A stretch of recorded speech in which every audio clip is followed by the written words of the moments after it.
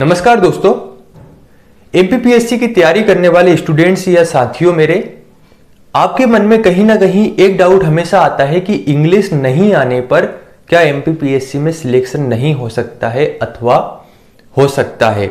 ये दोनों प्रश्न आपके मन में आते ही हैं। तो देखिए, जब हम इंग्लिश की बात करते हैं तो इंग्लिश एक लैंग्वेज है,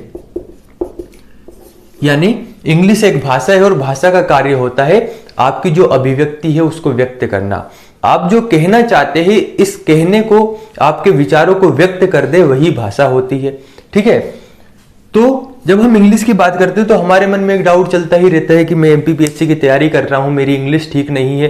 क्या इंग्लिश ठीक नहीं होने की वजह से मेरा सिलेक्शन नहीं हो पाएगा? क्या मेरी अच्छी रैंक नहीं आ सकती, या मेरा कौन सा माध्यम हो? तो साथियों, अगर ये डाउट आपके हैं तो इससे आप इस जो डाउट है, इस डाउट को आप आज अच्छे तरीके से समझ लीजिए कि इंग्लिश केवल एक लैंग्वेज है, एक भाषा है, और सिलेक्शन को लेकर इंग्लिश से यहां पर कोई भी फर्क नहीं पड़ता। आप किसी भी भाषा में, यहां तक कि अगर आप हिंदी या इंग्लिश की बात करें तो अभी तक आप रिजल्ट देखिए, यहां पर दोनों से ही सिलेक्शन हुए हैं, तो इससे कोई फर्क नहीं पड़ता कि आपकी इंग्लिश सही होने से आपका सिलेक्शन होगा या नहीं। ठीक है, और अगर माध्यम को लेकर आपके मन में डाउट है कि कौन सा माध्यम ले, तो साथियों, जिस कह सकते हैं जब आप मेंस लिखते हैं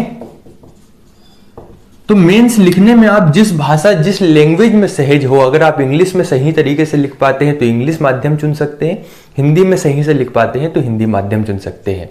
ठीक है, किसी दूसरे के आधार पर आप लैंग्वेज का चयन ना करें। आपकी इंग्लिश सही तो इंग्लिश चुनिए, हिंदी सही है तो हिंदी चुनिए। लेकिन अगर आपकी हिंदी और इंग्लिश दोनों ही सही नहीं है तो किसी एक भाषा पर पकड़ बनाइए, उसके बाद उस भाषा पर कार्य करिए। उसके साथ ही, चूंकि आपको लगभग 1400 नंबर का मेंस लिखना होता है, ठीक है, आप समझ रहे हैं, 1400 नंबर का मेंस लिखना है, तो जो भाषा आपकी सही है उसी में आप लिख पाएंगे। तो अगर ऐसे ही आपको एमपीपीएससी से संबंधित कुछ डाउट है तो कमेंट कर बताएं, हम उसके ऊपर चर्चा करेंगे। धन्यवाद।